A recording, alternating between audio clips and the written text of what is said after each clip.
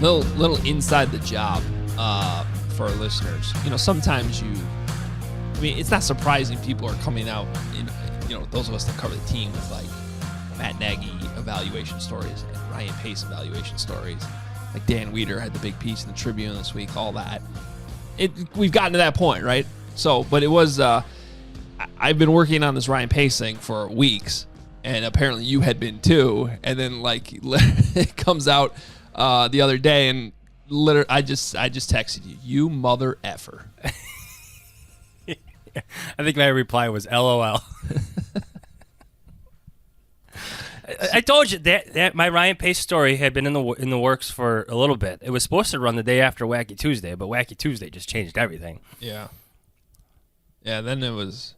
it would have been a good time to have like a lengthy Matt Nagy evaluation after Wacky Tuesday. Yeah. But Wacky Tuesday wasn't about Ryan Pace. No. So, no, it's all good. Kind of was, but yeah.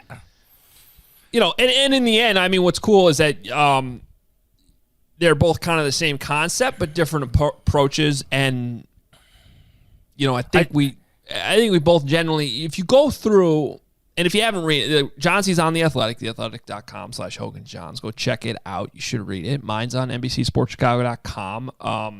I went into like a little bit more in depth in like the specifics of the drafts, right?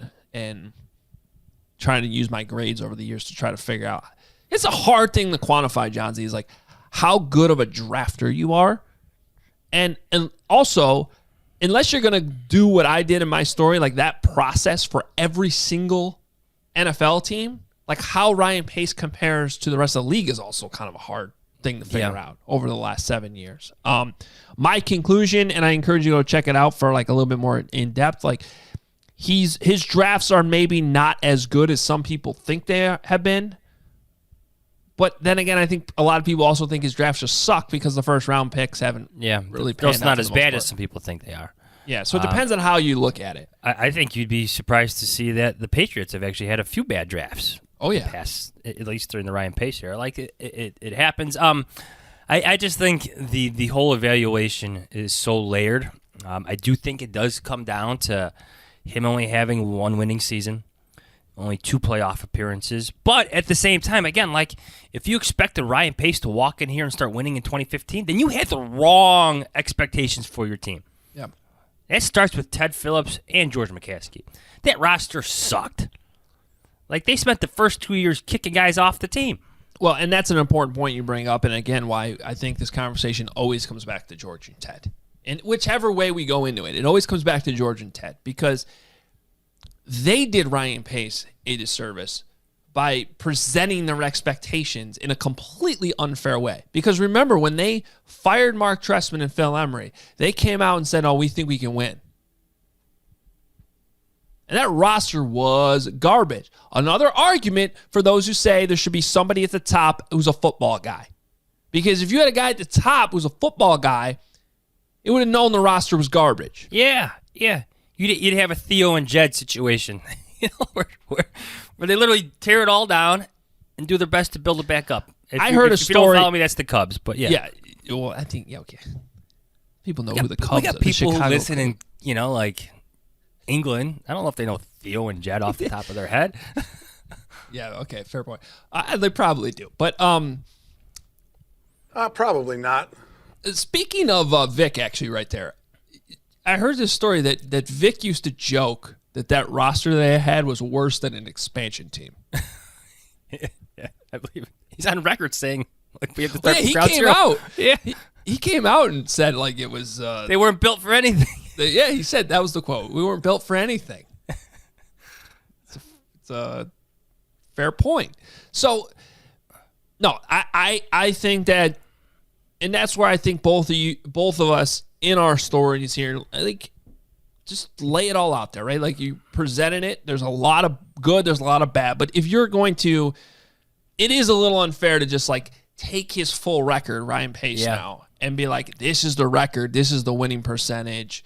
Even with John Fox, and I put that in my story. Like John Fox, sexy, is the second worst coach in Bears history if you just go off a winning percentage.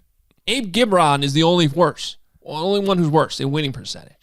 But that is on. No one's going to say John Fox is really the second worst coach in Bears history.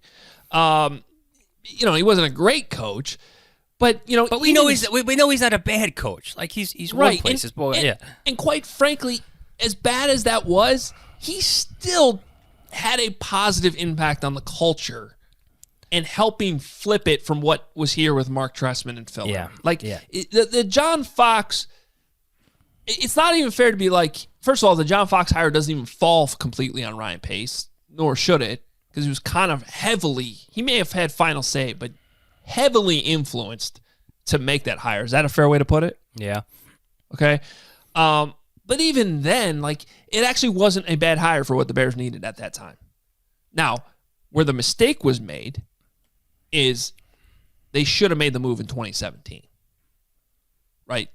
Yes, they have a coach and GM in lockstep for the quarterback evaluation. They figured that out. That could have been a better checks and balance. Yeah, they should have made that move a year earlier. I don't know if Ryan Pace even had the power to make that move if he wanted to. Quite frankly, after 2 years, maybe he did, maybe he didn't. If he did, he should have made the move a year earlier because going through a quarterback search and not... If you go through a quarterback search like that and you can't communicate because you don't trust the head coach in place, you got a problem, and you should fix that. And that also happens to be the year that the Rams hired Sean McVay and the 49ers hired Kyle Shanahan.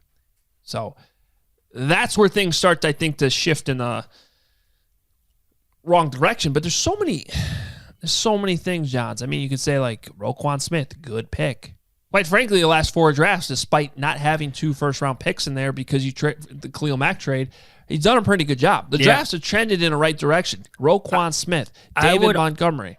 I would argue that Leonard Floyd is a good pick. The problem with Leonard Floyd is he's having his best seasons, and these are my exact words. He's having his best seasons playing for another team in the conference. That lacked a little bit of foresight. Same with Adrian Amos. You extended Eddie Jackson, you let Amos go. He's been a better player in Green Bay.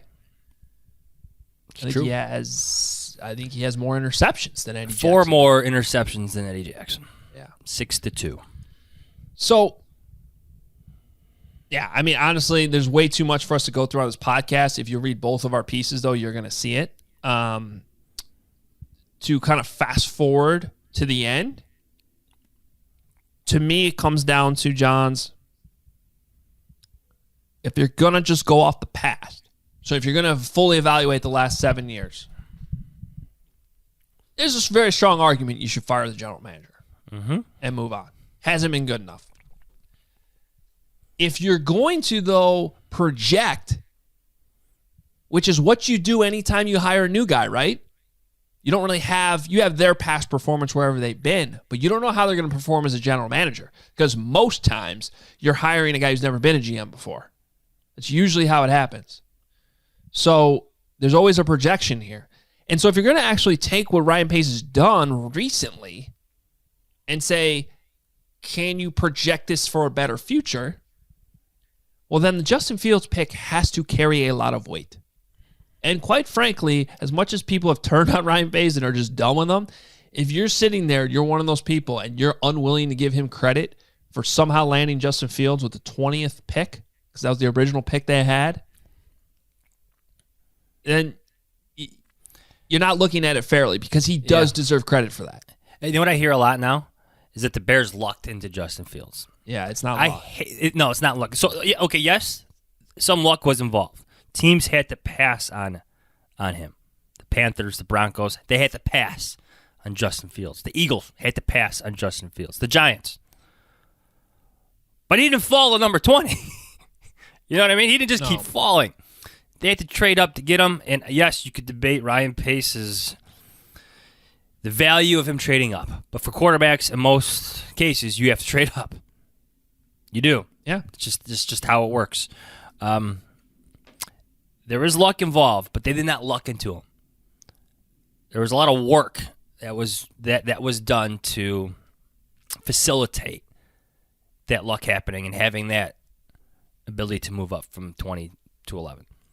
Yep. And was told this immediately after the draft. I've been told it again since. This week's opponent, the Minnesota Vikings, they like Justin Fields. They were talking to the Giants too at number 11. And there's a lot of people who believe that Justin Fields would be wearing purple and gold right now if the Bears hadn't done that. So now you have Justin Fields in your division, playing him twice a year if you don't pull off what you did. Vikings took a quarterback. They did. Kellen Mond. My guy, Kellen Mond. I don't know how that's going to work out, but they might have to pay Kirk Cousins another $100 million guarantee or something. To not win on primetime. We'll get into that later. Yeah. So check it out. There's a lot there. It's really nuanced. There's really no way to look at it without going into like extreme depth. And even after John's I published the thing, there's like little things that popped up like Tariq Cohen's extension I didn't even put in there. Like there's more and more that keep coming through your head that needs to be analyzed. And it's all fair. So in the end, I think my conclusion right now, and I don't know how you feel, Johnson, but my conclusion is if the Bears decide to move on and hire a new general manager, and something else that's in that story is that I've been told that they've already started doing that homework as they look at a lot of different options. That's the big question. How far up is the change going to go? But part of what's going on right now behind the scenes is there is actually some feelers being put out there to figure out who would be a good option to replace Ryan Pace if they go in that direction. It's not a for sure thing, but that's starting to happen behind the scenes. And my conclusion at this point, like when you look at all of it, is if they change the GM, I'm not going to argue with it. Like I think there's enough there that you can do that. I wrote at the end of 17 when I wrote a similar piece, Ryan Pace will ultimately be judged by who he hires as his second head coach and Mitchell Trubisky. And neither of those worked out. So, yeah, Justin Fields might save you, might give you a new life, but at the same time, to go back to that 4 years later, I think it's justified.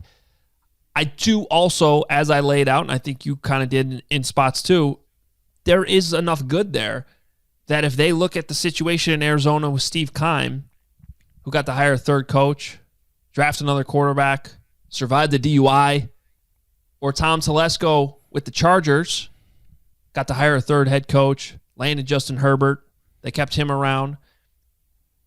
I also think that there's enough evidence there that it's justified, especially as you look at what Ryan Pace has done with the facilities and you want a new stadium, because you can't F up this new stadium. You just can't. And you can't F up Justin Fields either. So, yeah, this is what happens over the next month is just so huge for this franchise. You know, if there's one lesson you can learn from the Matt Nagy, Mitch Trubisky experience, call it that, is that people will say certain things to get jobs, right? Mm-hmm. Like, this is my concern about, like, firing everybody and cleaning house. Like, there's always going to be people who line up for these jobs. And they're going to tell you that they believe in Justin Fields. But do they? A year or two later, do they? I thought we saw... Did Nagy really believe in Trubisky? Yeah. How did that play out? By the third year together, he brought in Nick Foles. Just saying. Then you have the continuous change. And man, if the Bears mess up Justin Fields, podcast 1,000 of Hoge Jahns would be on fire. I don't know if we'll get to 1,000 then. Yeah, it's true. I don't know if the franchise will get to 1,000. 750. Bears will be building a new stadium in Gary, Indiana. Man. Let's not go down that road again. All right. Should we dive into this game a little bit? Sure. All right. There's a game being played, hopefully, Monday night at Soldier Field, Monday Night Football. Man, you watched that game last night, the Chiefs and Chargers. Yeah. And you're like, oh, Monday night is Bears-Vikings. Yeah, I will say, with Justin Fields, there is a little bit different energy to it. A little bit, yeah. But with all these injuries and COVID issues and other illnesses, it's just... Who are they going to have out there? Like, just don't get the kid beat up. That's your goal. Remember last year when... Don't get Justin Fields hurt. when the Vikings beat the Bears last year on Monday Night Football at Soldier Field, that was when things were like at its absolute worst offensively. Nick Foles is starting. Rashad Cowher still on that O-line. The O-line was terrible. Nick's just chucking it up. Offense sucks. Cordell Patterson returns a touchdown, a kickoff return for a touchdown, which is the only reason why the Bears were really in that game. So it's like even with Justin Fields, I don't know how it plays out differently if all those guys are out. Yeah. So we'll see. All right. Well, anyway, let's talk about it. Arif Hasan covers the Vikings for The Athletic. He's always got really good insight. Good follow on Twitter. We bring Arif in to talk about this game. All right. Arif Hasan is a Vikings writer for The Athletic. We've had him on the podcast before. You can follow him on Twitter at Arif Hasan. That's ArifHasan NFL on Twitter at Arif Hasan NFL.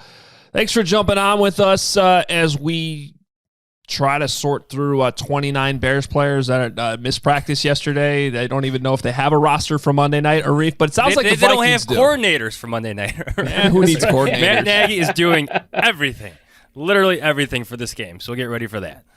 Yeah, after all the drama this offseason about how the Vikings were the least vaccinated team in the league, about how their most important players weren't vaccinated, I find it kind of interesting, not like instructive or anything like that, just like the universe works in weird ways, that, the Vikings might benefit from the way the COVID rules are working right now. I would have never anticipated that like in a million years, given how much time was spent talking about like the crisis that the Vikings were inevitably going to go through because of how poorly they were handling, at least how poorly the players were handling it. But yeah, the Bears injury report was long, and then I realized that didn't include 6 of the players that got on the COVID reserve list. That's nuts to me. Yeah, I guess Kirk Cousins' plexiglass is working. I don't. Yeah, no, he's nailing the plexiglass. They got to get some of that at Hallis Hall. I guess. Let me. Speaking of Kirk Cousins, so let me start off with a Kevin Fishbane fun fact, and let's see who you got. So rookie quarterbacks, Bears have one in Justin Fields, are 3-9 against Mike Zimmer in his career, but Kirk Cousins is 3-9 on the road in primetime games. So, who do you got on Monday night? Oh, man, that's interesting. I would say that Cousins, because he's on an upward trajectory on that one. I believe he won his last Monday night game, so obviously one's a trend. Well, they won at Soldier Field last year. Yes, that was his first one. Yeah. Yeah. So I'm gonna say that the tiebreaker goes to Cousins, or rather, the tiebreaker goes to Mike Zimmer's record against rookie quarterbacks. I think that's gonna come out ahead. I mean, he's done such a remarkable job frustrating rookies and second year quarterbacks too. Yeah, I mean, this came up when the Bears went on Monday night against the Steelers, and quite frankly, Justin Fields did enough to win that game. But this is a much different situation with, I honestly do not know who's going to play offensive line as we record this. Because it's 3 starters that 2 have an illness, and then the other one is Jason Peters, so who knows, right? Something like that. Yeah, well, Peters is probably definitely out because he's got a high ankle sprain. Larry Borum is on the COVID list. Tevin Jenkins and James Daniels were they were the ones that were ill. Yeah. With something besides COVID. So, and Jenkins was also just awful on his debut last week too. Maybe Jermaine. It doesn't matter. It's going to be a mess. Yeah, but the good news is that the Vikings pass rush is extremely neutered, right? Because they don't have the starting 2 edge rushers that they began the year with, Daniil Hunter and Everson Griffin, and they've had to move a defensive tackle out to defensive end, Shelton Richardson, which has worked out a lot better than you'd expect, given that Richardson is not quite Chris Jones or anything like that. But the other edge rusher is probably DJ Wanham is probably going to start. And he's been less than spectacular. So whoever is playing tackle for the Bears, which I looked at the 3rd string backup. It's a made up name. I've never seen that in my life. Probably Latavius Simmons. Yes. Yeah, that's it, Latavius Simmons. Yeah. Which of made up names, I like that one actually. But well, they signed a DB named Thaddeus Keys, which I'm pretty sure is Bo Peep. straight out of that Key and Peele skit. No, it's perfect. Yeah. I like that his nickname is Bo Peep. It has nothing to do with the name Thaddeus. It's perfect. But Well, Chavius' nickname is Pig. oh, okay. See, the Bears are doing this right. Then Yes. I think getting an all-name team together, perfect. yes. But Why not? Right, it's perfect. The pass rushing quality that the Vikings are bringing into Bears is fairly poor, especially because though they are returning their top 2 defensive tackles, they are nose tackles. So I don't know that that's going to do a lot. Zimmer's found a way to generate pressure in these situations. He did it against the Steelers. So there's going to be some opportunities there. But if you were to pick a game, right, that you were going to lose out on 3-4 offensive tackles, this might be it. I mean, there's no game where it's good, right? But I think the one where they don't have their edge rushers is probably a better one for that to occur in. I mean, you would just imagine this is where he just, puts those linebackers in the A-gaps and comes after Justin Fields and tries to confuse him, right? Yeah, I think so. Especially if there's going to be some movement at the guard position, right? If James Daniels doesn't have the ability to go, you can kind of confuse and work with the lack of communication that might be present there. Yeah, certainly. I mean, that's what Zimmer's been doing the last couple of weeks, and as a response to this problem with not being able to rush 4 is putting those linebackers up, putting Harrison Smith up. They'll show 9 players at the line of scrimmage, which is just so bold. Even though he's been doing it for years, I think in the modern NFL, given how comfortable teams are with quick passing over the middle and taking one-step drop, deep throws and stuff like that, showing 9 at the line of scrimmage ready to rush has been effective. And it's also been a way to get, those 4, even if you're only sending 4, it's an effective way to get those 4 into favorable matchups. And one of the sacks that they had on Ben Roethlisberger, they only sent 4, but they showed 7, I think, at the line of scrimmage. And the protection was confusing enough that Najee Harris ended up blocking somebody who was already being double teamed, and so Sheldon Richardson got through untouched and ended up getting a sack. So, that's an offensive line that has Ben Roethlisberger calling the protections, which is a significantly better situation than having a rookie. Now, mind you, he had a rookie center with Kendrick Green, but still, not having a rookie back there who is a little bit unused to calling NFL protections. That's one of the reasons Zimmer has been so good against rookie quarterbacks is forcing them or the center to take over the game and call protections. And he knows what a center's line of sight is. And that is a dangerous fact, right? Knowing what the center can see. So what's Mike Zimmer got at stake here in these last 4 weeks? Because this team has been really hard to figure out, this Vikings team. I mean, you watch them, you see talent, you see, they're not bad, and yet they go lose to the Vikings. They have 4 games left. 2 are against the Bears. Matt Nagy, for all his faults, 5-1 against the Vikings since he got to Chicago. But these are games that, quite frankly, the Vikings should win, these 2 games against the Bears. So, I mean, what's the temperature right now in Minnesota with Mike Zimmer? Yeah, it is so difficult to figure this team out. You're right. I mean, they beat the Packers, they beat the Chargers, they got within 1 point of the Cardinals, they got to overtime with the Ravens. I mean, they've taken it to some really good teams and have gotten some really good leads against those teams. Then also, they lost to the Lions. They've had some pretty bad games against some pretty bad teams. I mean, this is a team that should be taking care of business. In theory, if you're competing with some of those other teams, should be taking care of business against the Lions, against the Bears. And they can't help but play these close games. They lead the league in number of close games played. They've only had 1 game outside of 1 score. And they're gunning for the NFL lead, which I believe is 14. For the most number of games within 1 score. And the fact that that's occurring regardless of opponent is weird. And I think that the fact that that's happening in a year where Mike Zimmer is trying to save his job is, I think, even more important because, the players are playing hard, but that doesn't matter if you're not executing. And in a lot of these situations are not executing, especially because they're also the only team to have created a 6+ point lead in every single game that they've played. Wow. And so for them to lose those leads in basically every game is even more frustrating. What do you identify, if you had to list a couple reasons, why? Is it Kirk Cousins not converting a few third downs here or there? Is it the defense, like you said, with the attrition up front, so some older guys, maybe not having the talent like they used to. What do you think? Yeah, I think that if you were to construct a hierarchy of fault or something like that, I think the defense would be at the top there. Especially, I mean, the Vikings have the worst 2-minute defense in NFL history, as far as we can tell, going back to when we can determine, the play-by-plays and stuff like that. So you go back to 1999, I think is the earliest you can go. The Vikings at the end of the first half have allowed more points per game than any other team. And actually by a fairly substantial margin too. That's 702 teams. And the distance between first and second is also the distance between second and 33rd, just the distance between 33rd and 333rd. So it is an enormous distance how much they are allowing in the end of halves.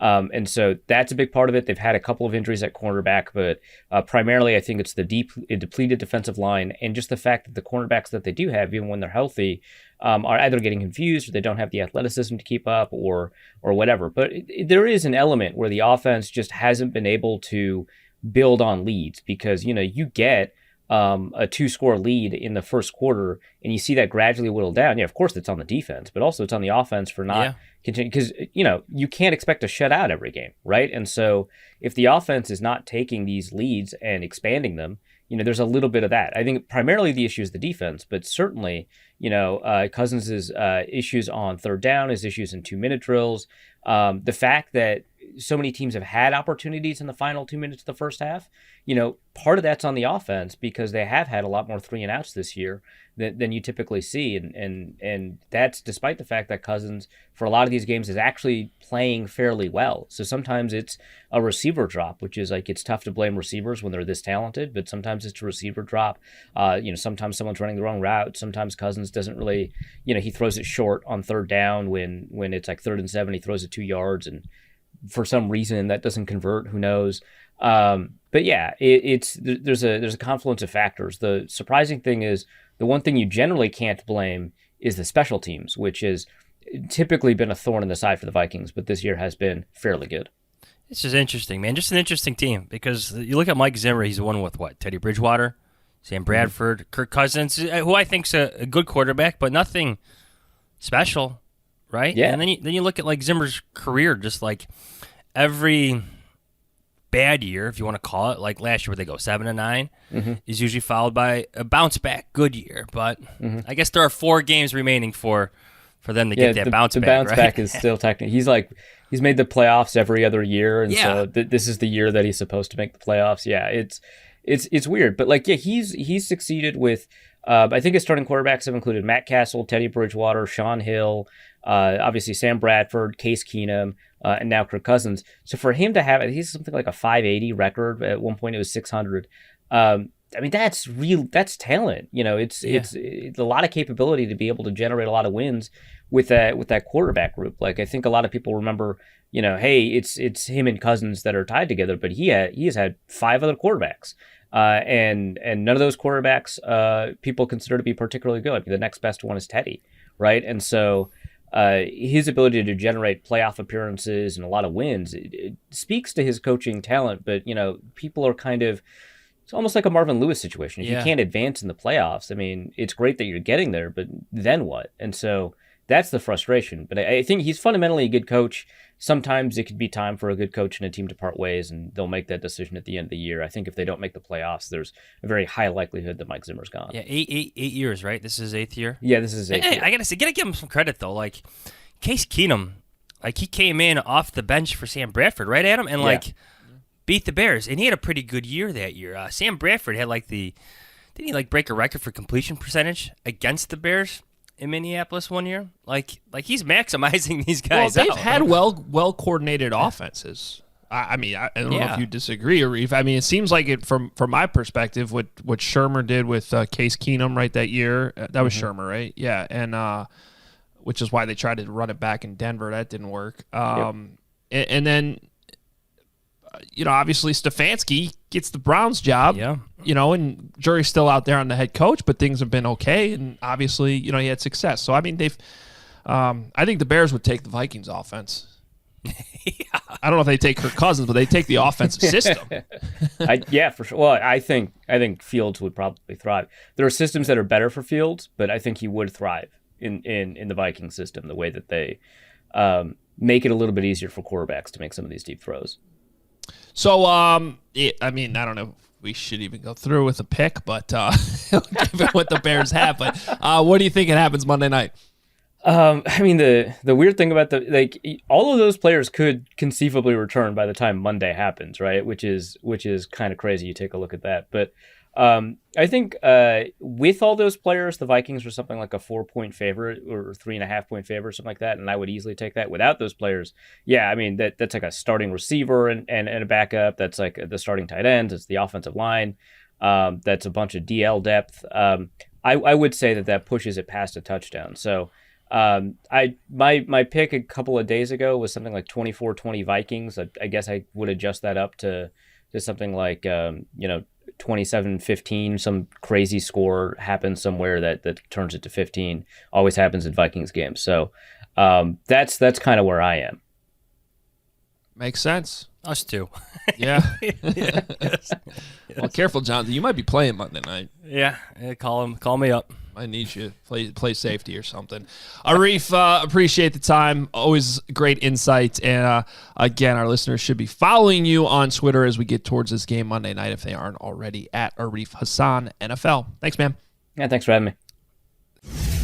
This episode is brought to you by Four Sigmatic, a wellness company that is well known for its delicious mushroom coffee. Four Sigmatic's mushroom coffee is real, organic, fair trade, single origin Arabica coffee with lion's mane mushroom for productivity and chaga mushroom for immune support.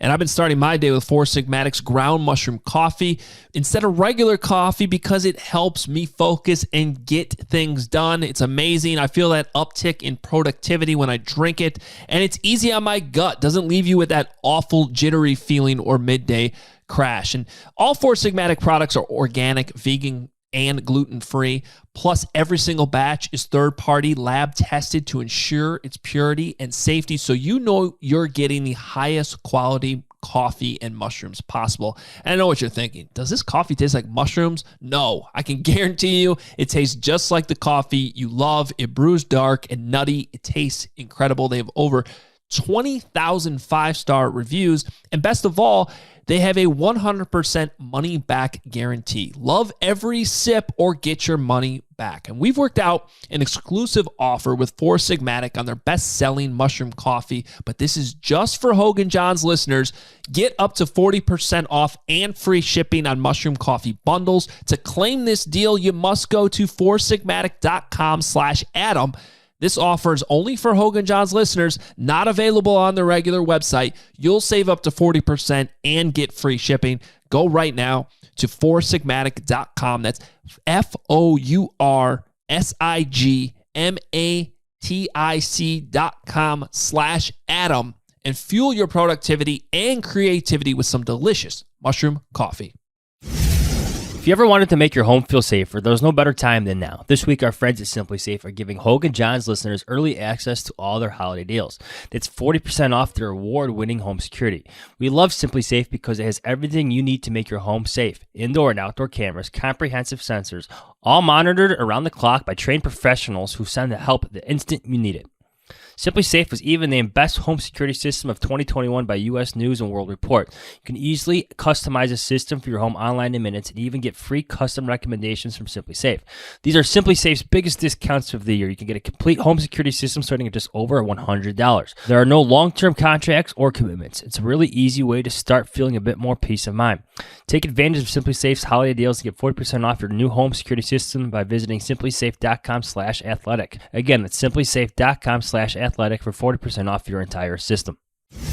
You've probably heard about Allbirds. They make cozy shoes and apparel from premium natural materials. And they're not just comfy, they're better for the planet. Allbirds are gifts that feel as good to give as they do to wear. And I can tell you, they're great to wear. I have a pair of Allbirds. I absolutely love them. They're so comfortable. I have the burgundy color. They work well with jeans. They work well with suits. I wear them to Bears games when I'm working. You can just wear them on a Saturday too when you're hanging around the house because they're that comfy. The classic Wool Runner, Wool Piper, and the new Fluff collection make great gifts that keep you comfortable wherever your feet take you. The Mizzle collection keeps your feet warm and dry with cozy merino wool, no slip grip, and puddle guard technology. Allbirds are machine washable, so they stay fresh and clean no matter how often you wear them. Free shipping and free returns with delivery in time for the holidays. Allbirds is on a mission to reverse climate change. They are a B Corp, making the environment a stakeholder in their business. We can create a more sustainable future together, but only if we tread lighter on the planet. So give comfort and feel joy this holiday season. Find your own pair or one to gift at allbirds.com today. That's ALLBIRDS.com. These days, it can be hard to find and hire the right candidates for your small business. That's why LinkedIn Jobs made it easier to find the people you want to talk to, faster and for free. Create a free job post in minutes on LinkedIn Jobs to reach your network and beyond to the world's largest professional network of over 770 million people.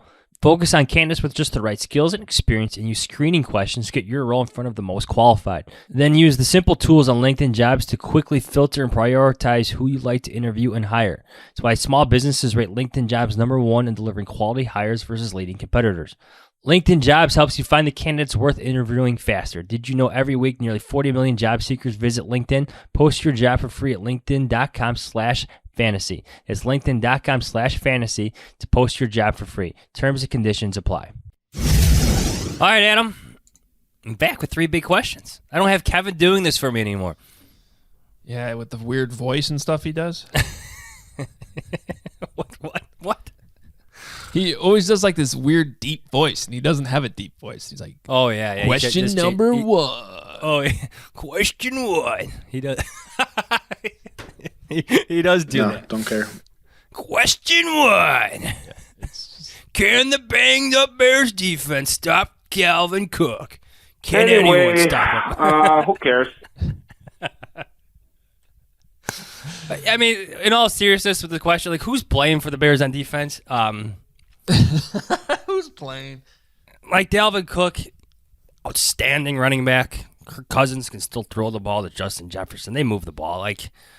But what's going to be on the field? Who's calling the plays defensively? I mean, we talked about this a little bit not too long ago, but man, it just seems like a mess. I mean, it is a mess. Where's my list here? All right.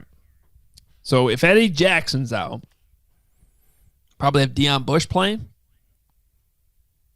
Because remember, you don't have DeAndre Houston Carson anymore either. He's going on IR. Yeah. So Deion Bush plays there. Artie Burns. Wait, is Deion Bush still on the IR? No, he played last week. That's right, he did, yeah. Yeah.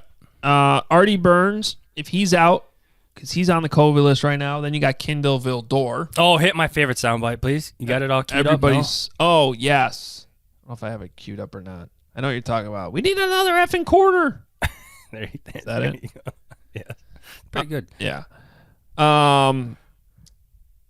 So Eddie Goldman out. Then you're talking about more Kyrus Tonga. The glasses are back on again. I mean, Dalvin Cook's going to run all over the Bears. Mario Edwards, although he's been out. He hasn't played well either, yeah. I'm just going off the defense right now because that's what you brought up. How do you stop Dalvin Cook? Oh, and Tonga's out right now. He's got the other illness. And he's got a shoulder injury, according to the injury report, too.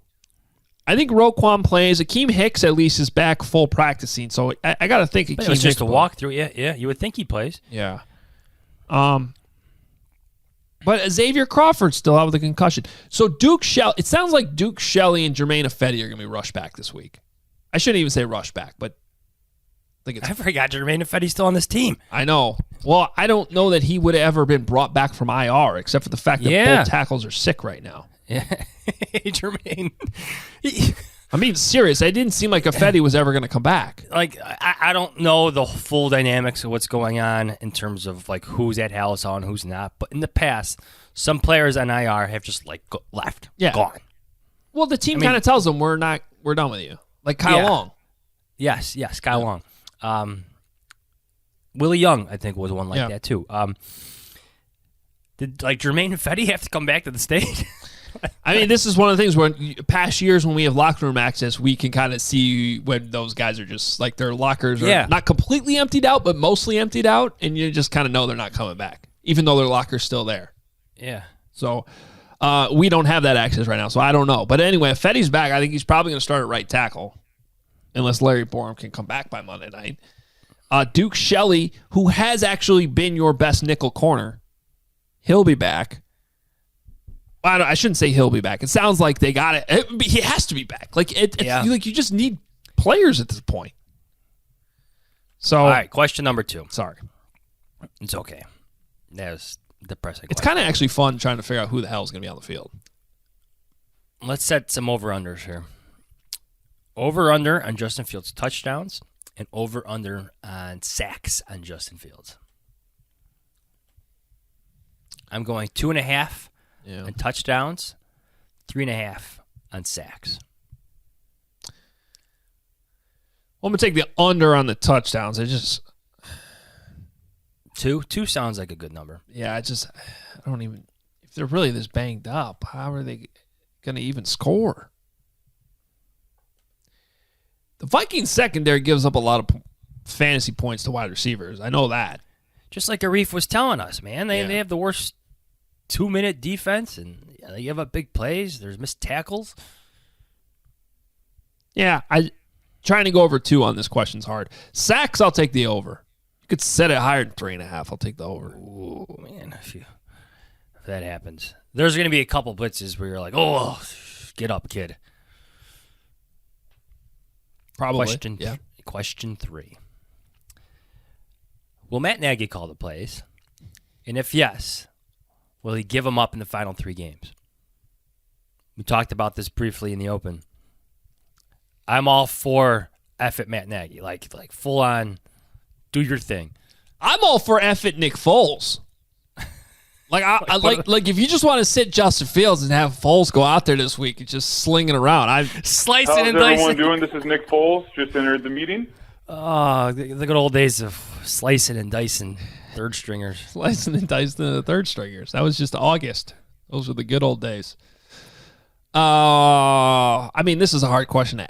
We don't know anything about laser. And I will say, like, unless the new protocols that got changed facilitate a quicker comeback, like, Nagy didn't get cleared. Nagy found out Monday he tested positive. He wasn't back by Sunday. No, he wasn't. So I'd say there's a good chance Nagy's calling the plays Monday night. And if things go well, I think he probably holds on to them the rest of the season. If there's one thing that we learned from the end of the Mark Trestman era, is that there's still more storylines to come. Oh, yeah. There's and 4 this could more be games. One. Yes, there's 4 more games. Let's not forget that Jay Cutler was benched in favor of Jimmy Clausen because Mark Trestman thought that Jimmy Clausen would run his offense better. Yeah. That was the second to last game of that season, 2014. But 4 more games this year. Yeah, let's also not forget some of the storylines that have already happened. I mean, if you go back to when they changed play callers, it seemed like Justin Fields was sort of hinting he liked Bill Lazor's. Yeah, the patience. Remember that? Yeah, he was talking about how it comes through his headset. There's calmness, yes. Yeah. So, I think at this point, the quarterback has a lot of say over that, and rightfully so. But yes, you're right. There's some things that could still come down the pipe here in his last 4 weeks. All right. Well, bold predictions. ESPN 7:15 Monday Night Football. Vikings at Bears. At the time, this line is 5.5. I guess it's probably going to keep going up, depending on who's out, who's back. Yeah. This line could flux. I'm surprised it's on the board. I'm going to stick with my bold prediction of Cole Kmet finally scoring a touchdown. Okay. One of these weeks is going to hit. Just has to. Just keep doing it every Yeah, it's the definition of insanity, but at this point, what the hell? Okay. Cole Kmet scores a touchdown, and the Bears will lose 27-20. Okay. Vikings cover. Scored 20 points, huh? Even though he is on the illness list, not the COVID list, but he is among the players ill right now, I'm going to say that Jakeem Grant scores another touchdown this week. Third straight week with a touchdown. You gonna specify? No. Okay, just scores. Could be punt. He could be playing nickelback for all we know. Devin Hester won. Remember that practice where Devin Hester was like playing corner? Yeah. Remember Troy Brown, the Patriots receiver? Yeah. When he played nickelback, right, for the Patriots one game because they were so banged up. Remember Josh McCown played slot receiver for the Detroit Lions? I don't remember that. That happened? That happened. Google it. When? Like after he played for the Bears or before? No, before he played with the Bears, yeah. See, I'm here for this stuff Monday night. Yeah. Just do randomness. it. Yes. Let's make this a fun, like, flag football backyard game. Yeah, Jakeem Grant's fast. Put him at safety. Cover half the field. I like that. Okay, but here's what I really want to see. Maybe this will be my bold prediction. I like this bold prediction better. They've been running all this Wildcat crap. One of these times they're going to throw the ball to Justin Fields.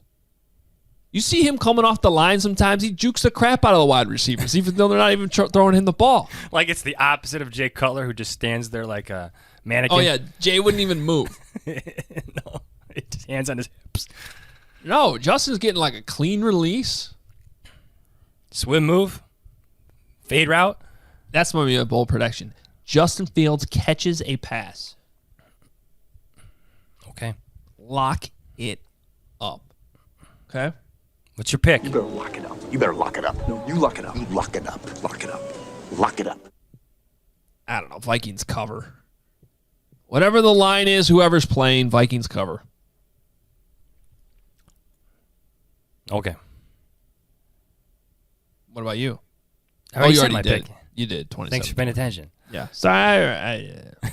You're not listening, Chris. Yeah, I'm not. And my name's not Chris. All right, NFL Network. Got to remember there's Saturday games this week. Is there one or two? Or is there just one? There's two. There's two. Okay, so set your fantasy lineups and, get your gambling bets in and all that. 7:15 Saturday night. This is a good game. Patriots at Colts. Not the Colts favored. I'm going Colts. Okay. I feel like the Patriots on the luck is going to run out. I'm not going to do that. I think the Patriots are on a roll. I think they're well coached, and they at least find a way to cover this 2.5 since the Colts are favored here. I mean, the Colts are also on a roll, but yeah, it's hard to go against what the Patriots are doing right now. So, all right, Fox noon, Cardinals at Lions. Forgot to hit a fun soundbite here for you guys. No, don't care. Fine. Fox noon, Cardinals, Lions, 12.5 point underdogs. The Lions are to Arizona. Man, bad news for the Cardinals, huh? DeAndre Hopkins out. Thought they had a serious Super Bowl run in them. That's going to hurt their chances, but they don't need them against the Lions. Cardinals win. 12.5 is a lot, though. All right, Lions cover. Cardinals still win by double digits. Yeah, I agree. I think the Lions cover that, even though the Cardinals will definitely win the game. I was a math major. I wasn't, actually, but... CBS noon, Titans, Steelers. This is a pick 'em. Give me the Titans. They're just a better team. Yep, same. Yeah, I think, well done. It'd be well said. CBS, 3:05, Bengals at Broncos. Broncos a 2.5 point favorite against a Bengals team that's hard to figure out sometimes. I just wanted to give Vic Fangio some love here. That's why I put it on the list. He's doing a darn good job. Defense is still good. He's got a good young running back. Got Teddy Bridgewater playing okay. Not bad, Vic. Not bad. They're like a perfect team of being a quarterback away. They should have drafted Justin Fields. Oh, they'd be Like dynamic. more so than any team that passed on him. Yeah.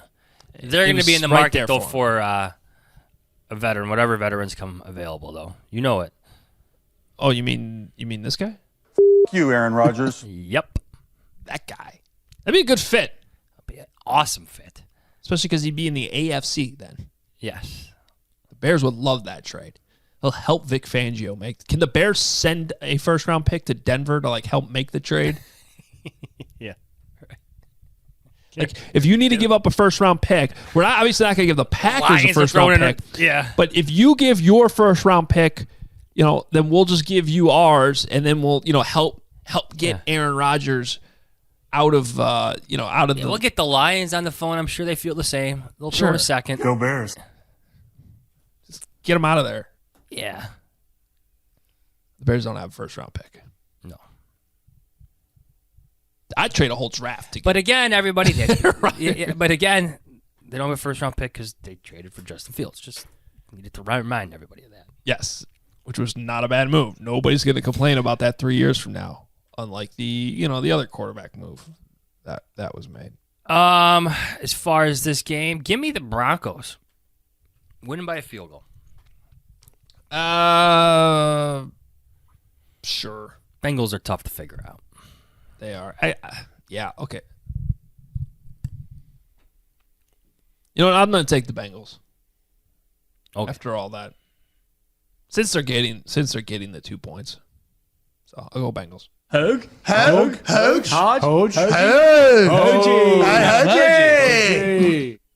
Nice. Hey, they can call me whatever they want with that FanDuel money they got. Yeah. Holy smokes. Hey, FanDuel, Yeah. What up, FanDuel? give us a call. Fox, 325. Packers at Ravens. It's a good game, late afternoon. Is Lamar Jackson playing? I hope so. He's on my fantasy team. So they're getting 5.5. Let me check. I don't feel optimistic about Lamar Jackson playing at this point.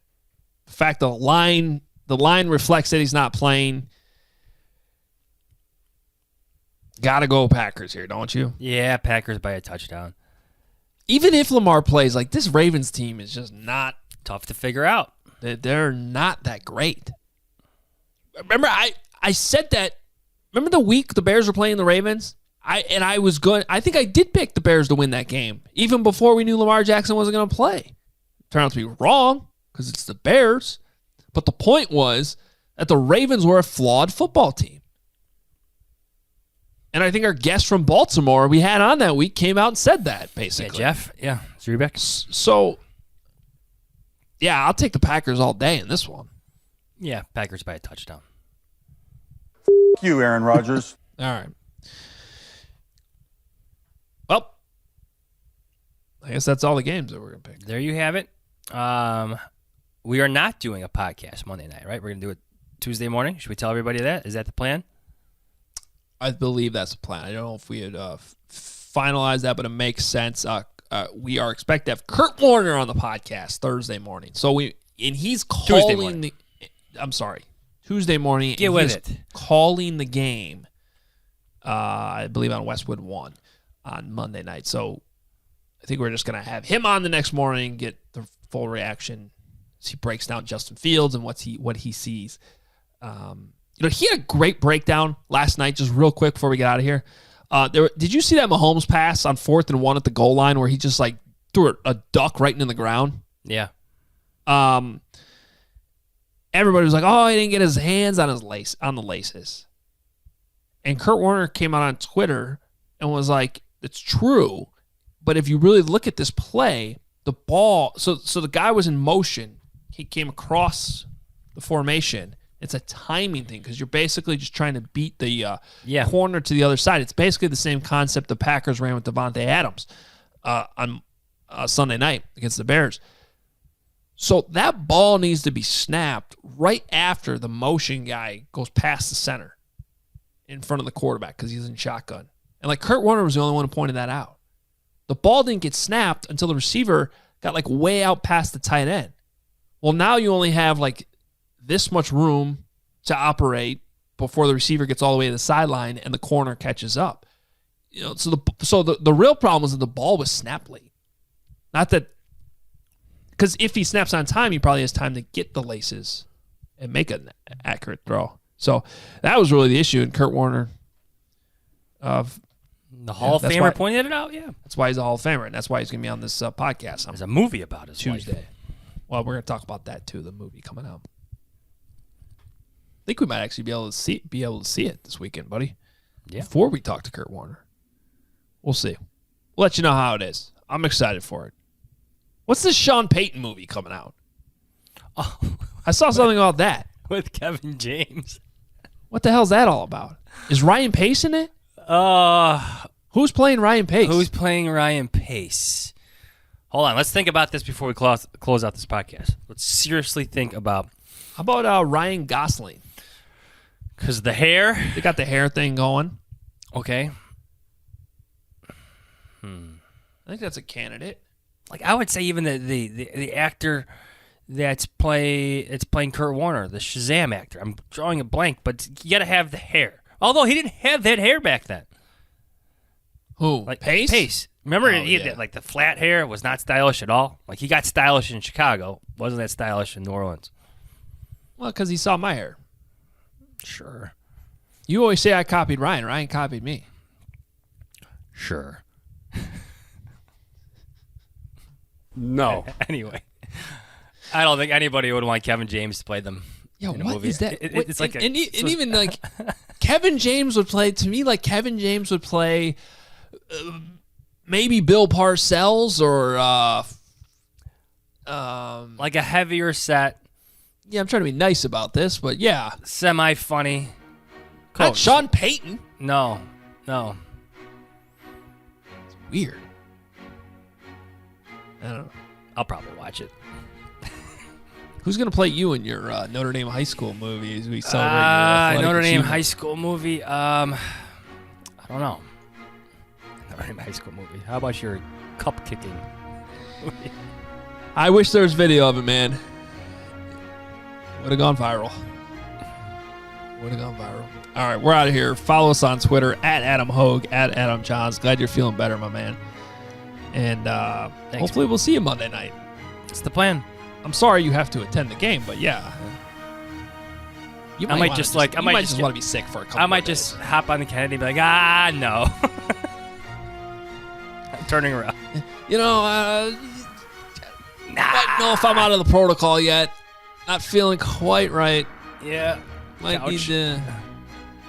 You got your taste back? Now it's going to come to fruition. Yes, I can taste some things. Nice. Smell some things. Nice. That's progress. Still haven't tried the coffee yet, but it's coming up.